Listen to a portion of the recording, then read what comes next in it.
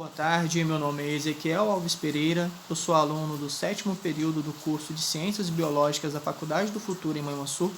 Essa aula está sendo gravada para a disciplina de Laboratório de Ensino de Zoologia, onde o meu grupo está falando um pouquinho sobre uma classe de eumintos, de vermes, pertencentes ao filo dos nematóides, e eu vou falar um pouquinho para vocês sobre duas doenças parasitárias causadas por esse tipo de euminto. Eu vou falar um pouquinho para vocês sobre a filariose linfática ou elefantíase. E eu vou falar também um pouquinho para vocês sobre oxiúros. Bem, a filariose linfática ela é uma doença parasitária crônica, considerada uma das causas mundiais de incapacidade de longo prazo ou permanentes. Ela se dá basicamente pela picada do mosquito Culex quiquefaciatus, que está contaminado com a larva do parasita, que é da Uchteria bancroft. Bem, como que se dá então a transmissão da doença?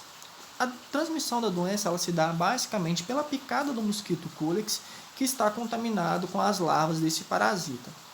Após a picada do mosquito, as larvas elas irão migrar para a corrente sanguínea.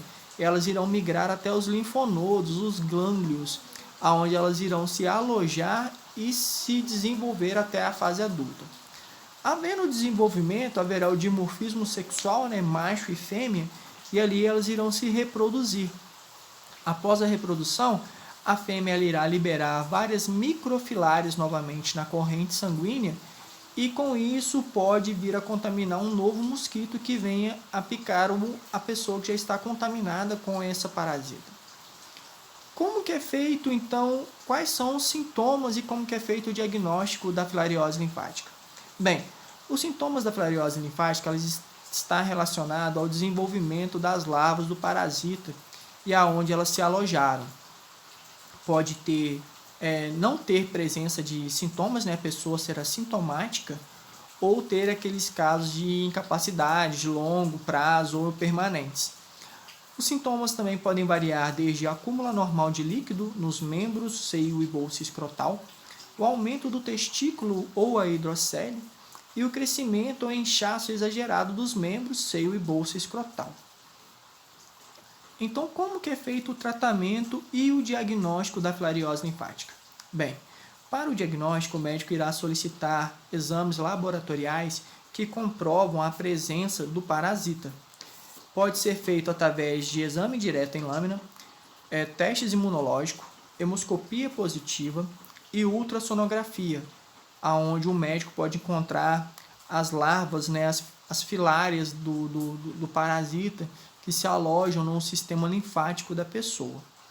O tratamento, o médico irá prescrever medicamentos antiparasitários, no caso é um medicamento com o nome de dietilcarbamazina de 50 mg.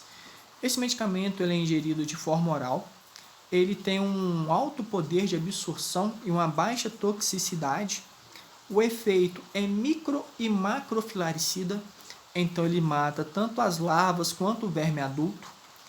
A gente também, no caso, podemos fazer o combate, o vetor, que no caso é o combate ao mosquito, fazer medidas de profilaxia, colocar telas nas janelas e nas portas para evitar que a gente seja picado pelo mosquito contaminado com essa doença. Agora eu vou falar um pouquinho para vocês sobre oxiúros, que é causado também por um verme das classes dos nematóides, com o nome de Enterobius vermicularis. Bem, ela é também uma doença parasitária, causada por um verme chamado Enterobius vermicularis. Ela é uma infecção intestinal que pode atingir qualquer classe social e qualquer faixa etária, sendo mais comum na infância. E ela também é bem comum porque ela dá uma coceirinha na região anal, aquele prurido anal. Como que se dá então a transmissão e o ciclo biológico do oxiúros? Bem, o ciclo biológico começa com a ingestão dos ovos pela pessoa. Após a ingestão, os ovos eles irão migrar até o intestino delgado, onde eles irão eclodir e depois irão migrar até o seco, onde eles irão se alojar, se desenvolver até a fase adulta. Haverá também aquele dimorfismo sexual, macho e fêmea.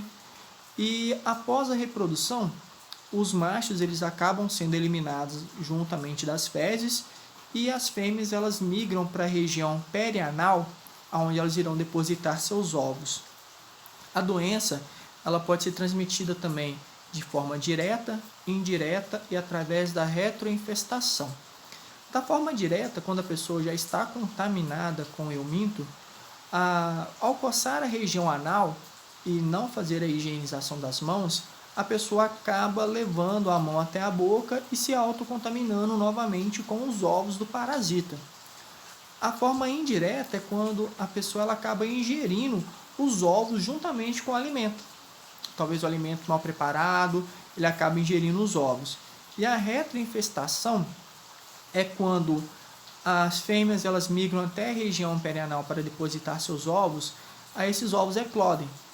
Aí a pessoa não elimina as larvas junto das fezes e essas larvas elas migram novamente para o seco, onde elas irão se alojar e se desenvolver novamente até a fase adulta e iniciar um novo ciclo de reprodução. Então, quais são os sintomas do oxiúris?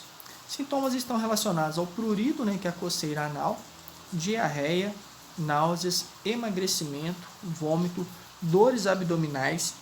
Está associado também à irritabilidade, ao sono inquieto. Algumas pessoas, às vezes, ao coçar a região anal, pode vir a desencadear uma infecção também por machucar a região. E como que é feito o diagnóstico e o tratamento da doença? Bem, o médico ele primeiro irá analisar os sintomas que o paciente irá lhe descrever e depois irá solicitar exames que comprovam a presença do parasita. Depois de comprovar que a pessoa está contaminada com o parasita, ele irá prescrever medicamentos antiparasitários e também irá orientar ao paciente, a família do paciente, a ter bons hábitos de higiene, lavar os lençóis e roupas íntimas com água superior a 60 graus, fazer a troca constantemente das roupas íntimas e das roupas de cama, cortar as unhas e principalmente evitar a coceira na região anal. Gente, é somente isso, lhe agradeço e tenho uma boa tarde para vocês.